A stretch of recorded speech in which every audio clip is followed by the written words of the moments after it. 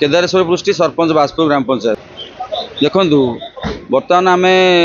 प्रशासन को अपेक्षा करूँ हाइकोर्ट को जाइलु उच्च न्यायालय आईन को सम्मान करी आम अपेक्षा करूँ के बाजपुर ग्राम पंचायत जबरदखल मुक्त हो।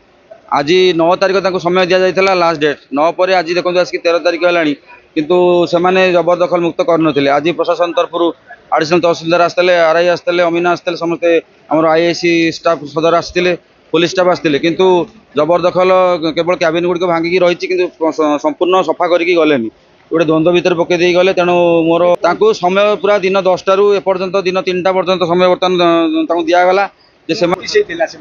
सी आज कहते आम काढ़ी देव तहसिलदार आज काढ़ी देव ना आम आउ थे आसिक कहते आज सी जबरदखल मुक्त करने कथा ना आज सार ठिया सार मैंने ठिया है से कैबिन फैबिन सब भांगिकी निजे निजे खाली गले संपूर्ण जबरदखल मुक्त है एपर्यंत आज्ञा समय किसी देखते देखा जाऊ जदि से जगह खाली न करेंगे पुनर्बार आईन दीर्घ दिन पर जबरदखल नहीं एक्चुअली जो पंचायत जो कंप्लेन थिला से शमशान प्लॉट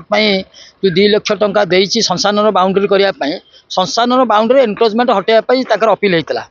हाइकोर्ट भी सेमती पर्टिकुलर किसी ऑर्डर कर जिला उपर को छाड़ी कि शमशान प्लॉट शमशान से शमशान प्लॉट कहले 4 एकर केते जगह रोचे यदि शमशान प्लॉट रे एनक्रोचमेंट हटिया कथा ताले एठी जेते सब घर द्वार जेते जहाँ करिसेंती इवन कि पंचायत ऑफिस भी एठी शमशान प्लॉट भी अच्छी तेणु सबू भांगा कथा एक्चुअली कि जो शमशान प्लॉट रे माने एनक्रोचमेंट जो जगह सब भांगी देखो आम से पाचेरी सरी सेपटे 2टा दुकान से भी भांगी से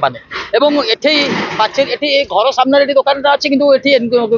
शमशान बाउंड्री किसी ये करनी कि मैंने भांगी तेणु आम आम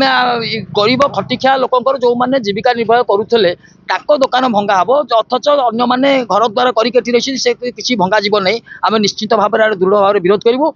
आगामी दिन में आम कोर्ट ऑफ लॉ को जीवु एठी जदि आमे भी चाहूँ शमशान प्लॉट उद्धार हो एवं शमशान प्लॉट रे पाचेरी करा जाऊ किंतु शमशान प्लॉट रे जो माने अवरोध करछंती से केवल गरीब लोक अवरोध कर भंगाब आउ जो मैंने घर द्वारा ये पूरा शमशान प्लॉट पूरा अवरोध कर आमे ता विरुद्ध रे आगामी दिन लड़ाई करूँ कोर्ट ऑफ लॉ को जीवु।